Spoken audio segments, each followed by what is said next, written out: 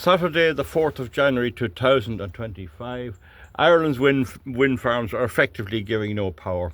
Now, the thing is, I looked this morning at the BBC World News and the RTE news for international news, and you see that President Biden has given Bono,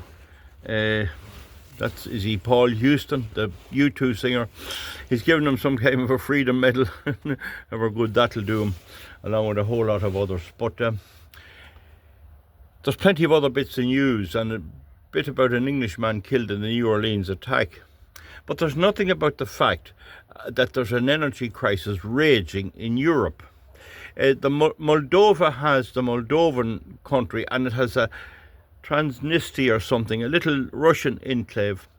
But both of them are suffering from the want of gas because Zelensky has cut off Russian gas to Eastern Europe, Southeastern Europe.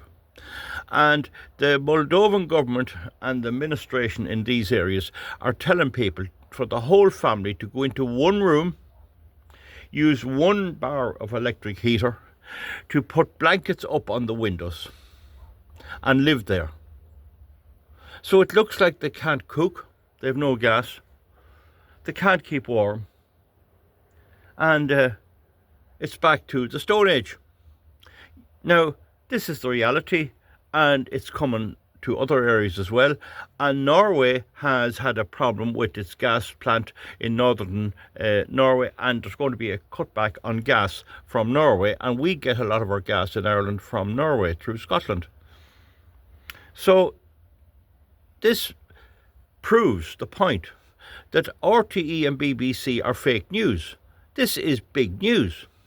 But the reason they don't want it to be big news is, number one, it's showing Zelensky up in a bad light, and he's their toy boy, he's the love of their lives, they love him.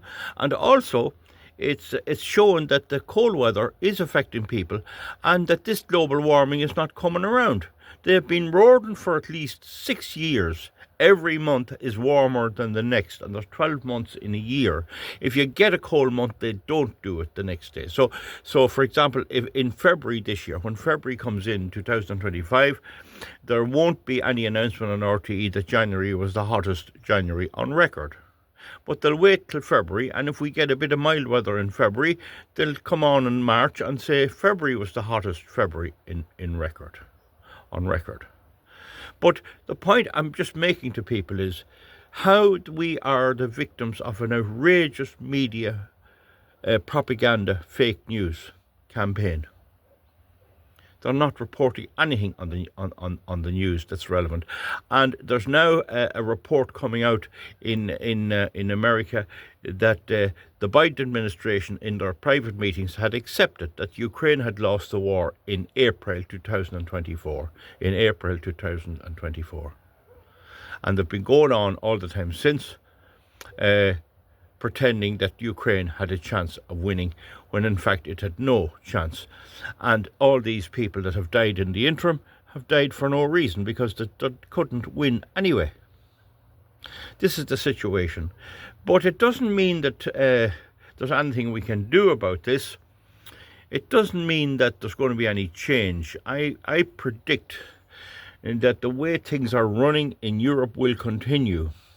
There's an election in Germany in February, and I predict that the alternative for Germany and the so-called other right-wing parties will not get government. They'll win a lot of seats, but they'll keep them out of government.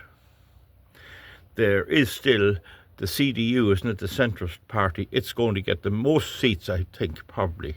But whether they do or not, they're going to form rainbow alliances and traffic light alliances with the Greens and all the rest, and we're not getting rid of those people too easily.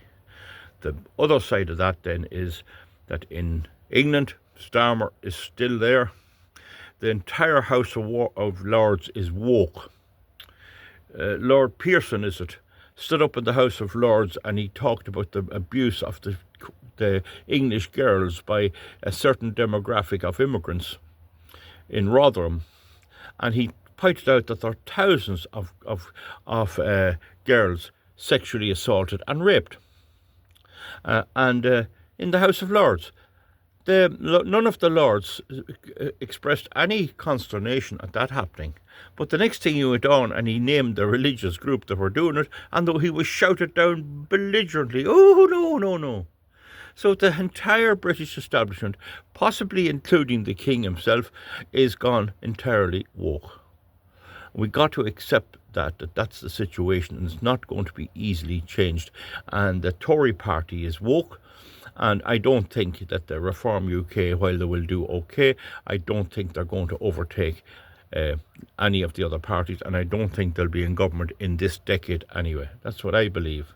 The only real hope is the Trump situation, and he's going to pack a huge big punch. They're not going to get the better of him because they're all sucking off America and living off freebies from America. So they're going to get that a bit of a shock. So all we can do is stand by as interested observers and talk about what's taking place in the world.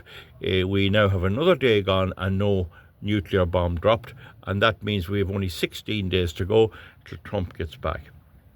I see that he's holding a rally on the day before he's inaugurated. He loves those rallies, and I'd say that'll be interesting. I'll probably watch that.